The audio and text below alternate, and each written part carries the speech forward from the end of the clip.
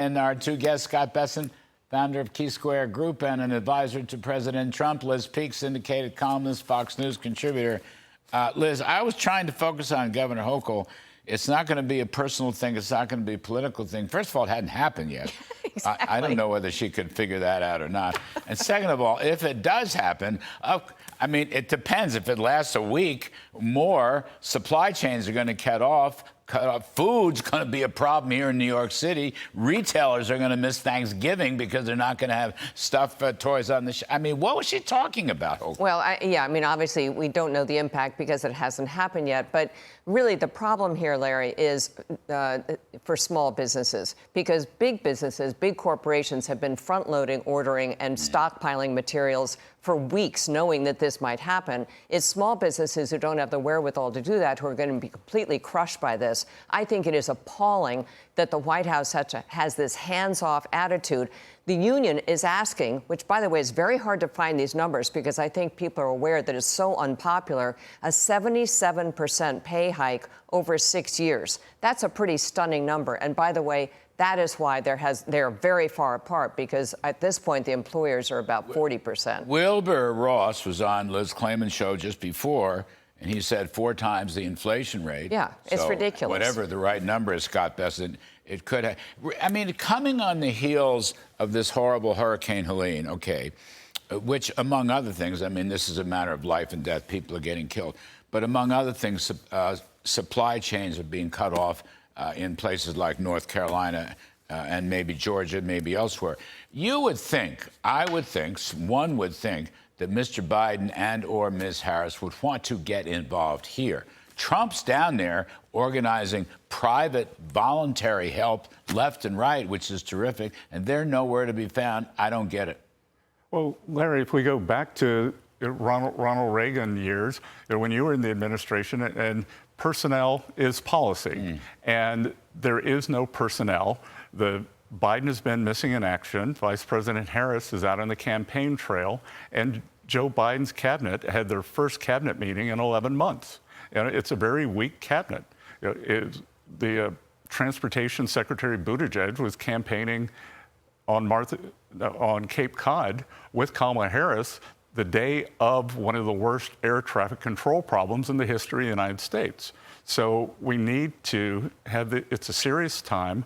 These are not serious people, and they need to get serious for the American people, because this is going to result, as you said, in some kind of privation, in the Thanksgiving problems, maybe even bleed into Christmas. It could. I mean, it depends how long it goes. I understand that.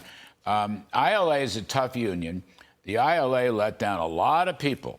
Remember, go back to the pandemic, and we tried to close the supply chains, and we wanted to be seeing people working in the unions in the Los Angeles, Long Beach ports, and they wouldn't. Yeah. We found out they do want to work overtime, and we found out they do want to work on the weekends, whereas their brothers and sisters here on the East Coast in Baltimore and New York did a better job. So I'm just saying it's a bit of a crapshoot, but it could go on for quite some time.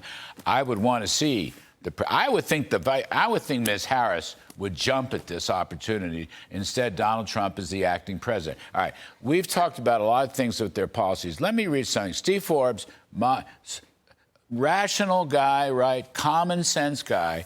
Scott, you're especially going to like this. Here's Steve Forbes on this show last Friday evening. Take a listen. What she has out there, you put a fraction of that in, you're not going to just have a recession. You're going to have a depression. We had a conversation about that. Scott, you've made the same point, talking about all her various tax increases, particularly the unrealized capital gains tax on wealth. But not only that, Howard Lutnick, I don't think Howard Lutnick has actually said depression. I could be right or wrong. I'm not going to pin it on him. But he has said it would do great damage to the economy because there are stock market taxes in there as well as wealth taxes. Now, Scott, you've said the same thing. What you thinking? Larry, I am thinking that we are in a fragile position here. We've had asset inflation in housing market and equity markets. And if we hit an economic speed bump, which is very likely under a Harris administration, look, the Biden-Harris plan, they've been growing debt faster than the economy's been growing. And we've got a 7% budget deficit.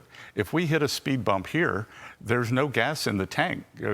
We can't spend any more than we are now. The automatic stabilizers, they've been using the automatic stabilizers for 4 years to get to the election. So I'm quite worried here. And if you were to put in the biggest tax increase in history, if the Tax Cuts and Job Act is not renewed, that would really cause a downward shift in the economy. And I can't even tell you, I have seen crazy tax proposals in countries around the world over the years, but this tax on unrealized capital gains, I have never seen anything this crazy. It is the doomsday machine. The point here is entrepreneurs, innovators, people who succeed in building small businesses, if they have to pay an unrealized capital gain, then you will have, right? They'll have to sell to raise the cash, and that will drive down prices, but they'll have to then keep on selling to raise more cash. They're selling into a bear market. I mean, it could. I don't believe it. I don't want to be extravagant. I don't want to be hyperbolic about these things, but I don't think they see it for the risk that it is. They just see it as so the rich should pay their fair share. Yeah, and I think all of us sort of discounted this as as a possibility, but it keeps showing up in every single proposal that they come up with. So they're clearly pretty intent on doing this. And when they talk about the rich not paying their fair share, Larry, what they're talking about is using those numbers of unrealized capital gains and looking at the taxes not being paid on that. When they say Warren Buffett has a lower tax rate than his secretary, that's what they're talking about. In other words, it's becoming part of their analysis and part of their conversation in an incredibly worrisome way. I mean, look, there's a reason that right now markets are factoring in another 50 basis point cut from the Federal Reserve. That's because people, to your point, Scott, think it's really a fragile situation right now. So having a dock strike could be a really devastating thing. Obviously, any huge increase, a $5 trillion tax increase, yeah, devastating. If anybody ever looks at the numbers, I just want to note this. The top earners in the economy pay just south of 50% of the income tax. The number, I think, is 44 or 45%. Now, that's got to be their fair share. They're paying half of federal revenues. That's got to be a fair share. And if you're lucky enough to live in New York, well, let's not go there. But Scott Bessent and Liz Then you have Kathy Hochul as your governor. Well, she doesn't think it's going to have a political problem. Who knows? It hasn't happened yet. Very astute.